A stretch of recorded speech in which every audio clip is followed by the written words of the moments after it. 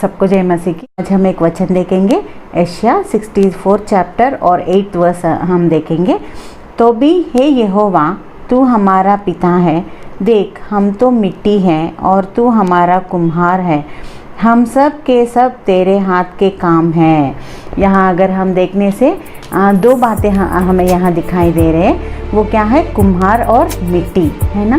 तो ये तो हमें सबको पता है कुम्हार कौन है और मिट्टी क्या है, क्योंकि ये सब हम देखते ही रहते हैं और हमारे पास कड़वे हैं, वो सब हम उसमें से पानी पीते हैं। और हमारे घर में बहुत सारे लोगों के घर में बर्तन रहते हैं, मिट्टी के बर्तन। ये सब किसने बनाया है?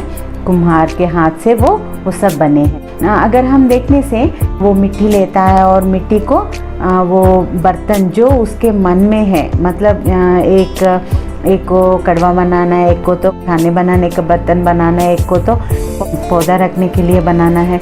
ये सब उसके मन में एक सोच है, यानी तो योजना है कि ये मिट्टी को मैं ऐसा बनाऊंगा करके।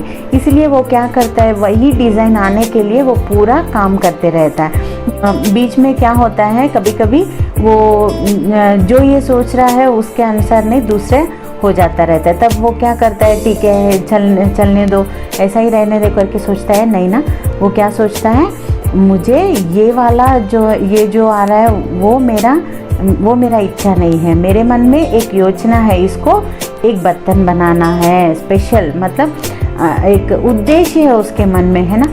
तो वो उद्देश्य के अनुसार ही फिर से क्या करते हैं, वो पूरा मिट्टी तोड़कर फिर से वो जो उसके मन में है वो ही बनाने के लिए फिर से करता रहता है। अभी देखो ये प्रोसेस में मिट्टी कभी क्या कर रहे हो तुम, क्यों मुझे ऐसे कर रहे हो, क्या बना रहे हो, क्या तुम्हारे हाथ क्या बना रहे हैं, ऐसे कुछ पूछती है क्या मिट्टी? नहीं ना। जो कुछ वो कुम्हार करता है उसको वो करने के लिए अपने आप को दे देती है, क्योंकि उसको पता है कुम्हार के हाथ में मैं हूँ। इसका मतलब है कि मैं अच्छे से ही बनूंगी, मेरे लिए एक उद्देश्य है। तो ये कितना सच है, परमेश्वर के हाथ के रचे हुए हम सारे भी उनके हाथ में मिट्टी है, ये भी बहुत सच है।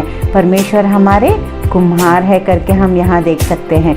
कुम्हार का काम क्या, अभी मैंने बोला है ना, कुम्हार अपनी इच्छा के अनुसार वो बर्तन बनाता है, वैसे ही परमेश्वर भी उनके इच्छा के अनुसार हमको बनाते हैं। मतलब जब भी हमें सृष्टि किया है, परमेश्वर ने जब हमको रचा है, उनके मन में एक योजना है हमारे लिए कि ये ऐसे काम करेगी मेरे लिए, वो ऐसे काम करेगा करके।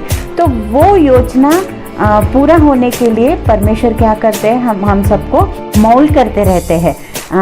वैसे ही हमको बनना है, उनके उद्देश्य में जो कुछ है हमें वैसे ही बनना है, इसीलिए हमें मोल्ड करते रहते हैं। बहुत बार हमको बहुत मुसीबतें आते हैं, बहुत बार हमको दुख आते हैं और बहुत बार हमें बहुत गरीबी में जाते हैं।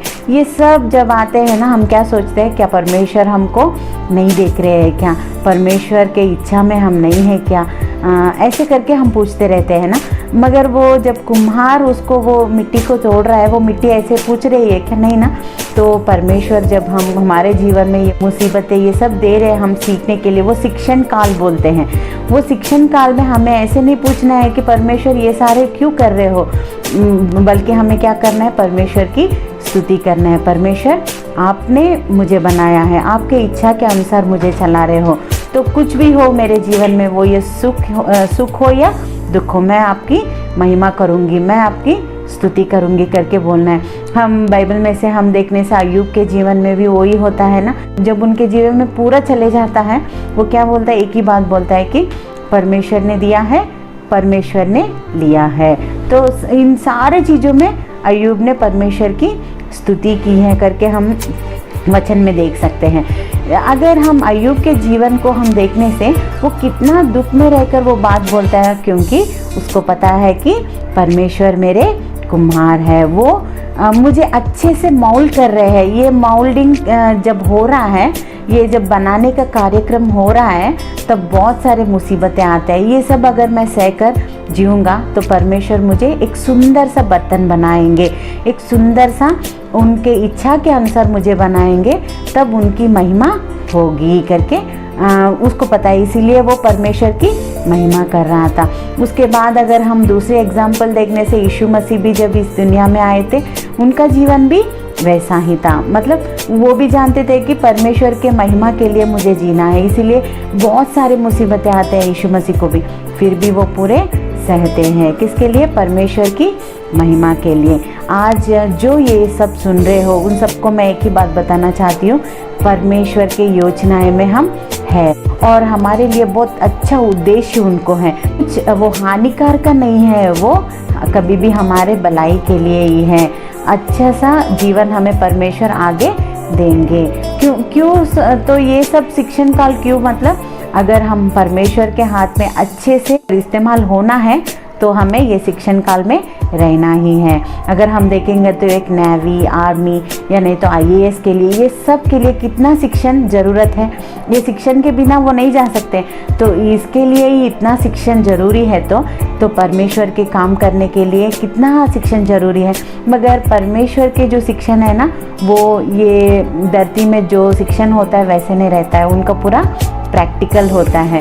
परमेश्वर हमारे जीवन में वो मुसीबत आने के लिए अलाउ करते हैं और वो मुसीबतों से हम बहुत सारा लेसन्स सीखते हैं और वो जो हमने सीखा है ना, वो दूसरों को हम बताने के लिए और दूसरों के जीवन में आशीषों के कारण हम बनते हैं। इसीलिए परमेश्वर हमको वो सारे दुख देते हैं और ये पूरा शिक्षण काल है। इस शिक्षण काल में हमें परमेश्वर को कुछ भी नहीं बोलना है कि ये क्यों कर रहे हो, वो क्यों कर रहे हो करके।